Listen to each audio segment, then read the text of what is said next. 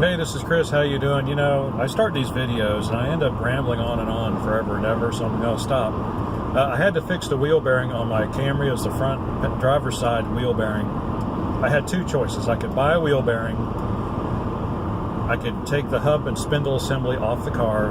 I could take the assembly to a mechanic and have him press out, or a machine shop, and press out the old bearing and put in the new bearing, and then take it back to the house and put the assembly back on the car. Or I could buy a complete assembly off of eBay from a junkyard on a relatively low, that came off a relatively low mileage Camry, which I found one from a car that only had 72,000 miles on it. Fortunately, my particular hub spindle assembly is fairly common.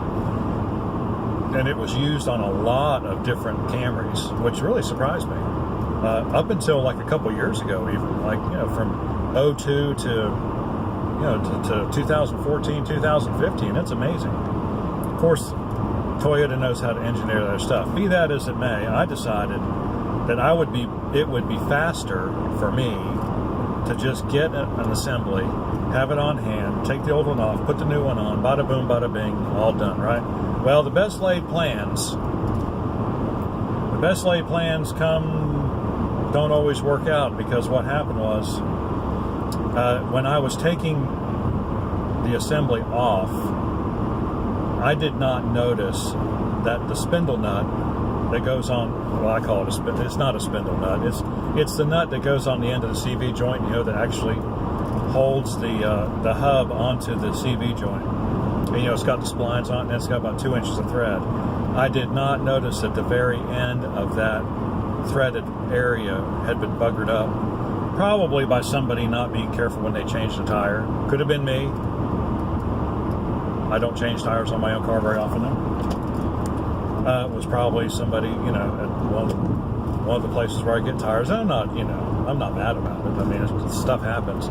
And it's my fault for not noticing it when I went to take the nut off, because, it's one of those things. If you do it all the time, you know what to look for. If you don't do it all the time, you don't really know, and you just don't look for it. So that's the way it goes.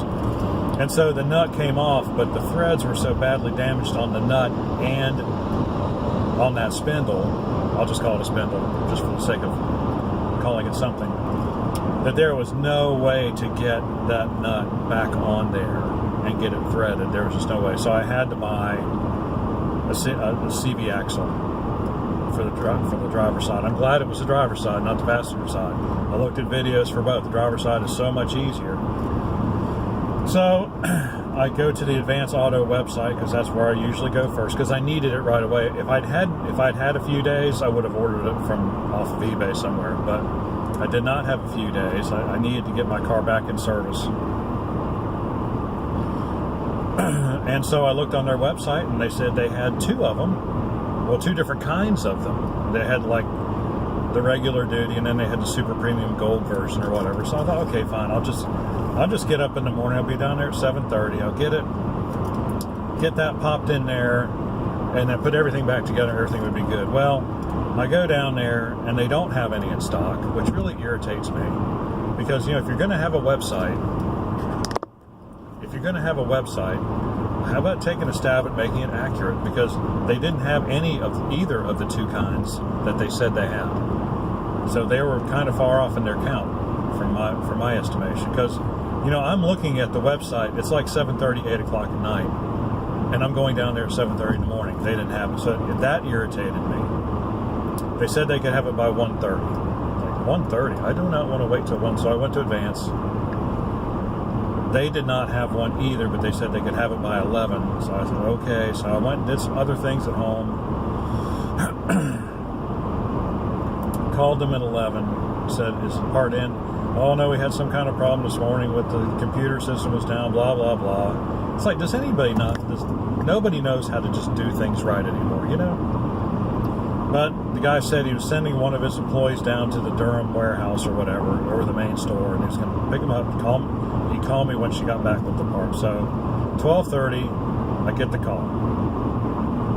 Yay, finally. So fortunately, after all the other work I'd done, changing the CV joint was nothing. It was just a matter of taking a small crowbar and popping the old one out, put the new one in, found a place to tap it slightly. It tapped right back in. The whole thing went right back together. I bet it didn't take me an hour to get everything back together. I said, whoa, we are good to go. Got in the car. The steering wheel's like cocked 45 degrees and, and the car's running straight. I'm like, oh my gosh. And so I'm not really sure why that happened, but fortunately I was able to adjust the tie rod end enough to get the wheel. So, I'm driving down the road right now. Obviously it's good.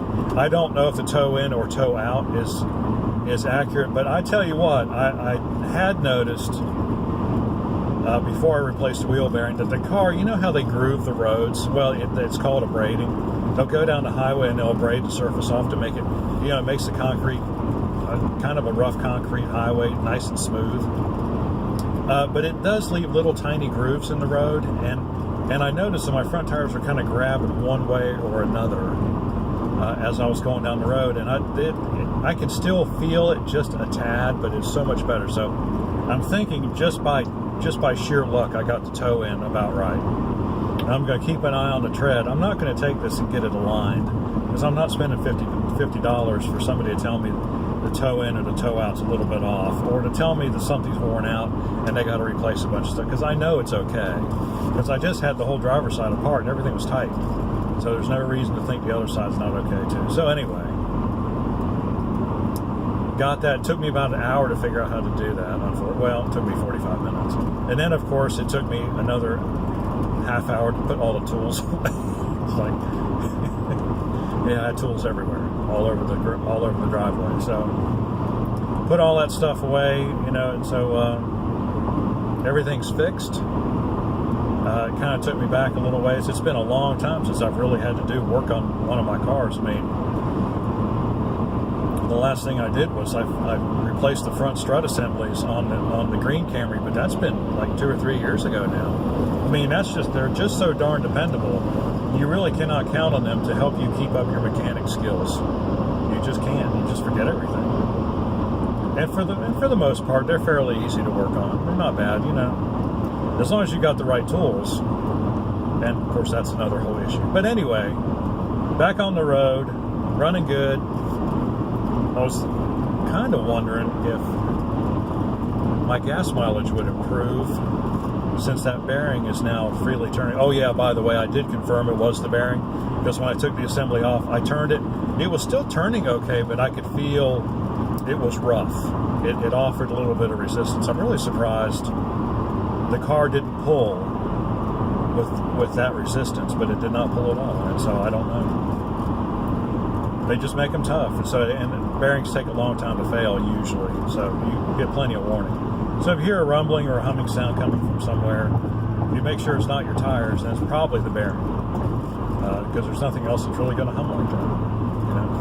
Alrighty then. Got any questions or comments, similar experiences? Like and subscribe. Well, I'll do so in the section below. Like and subscribe. We really do appreciate it when you do. And we'll see you on the next video. Hopefully it will not be an auto repair video.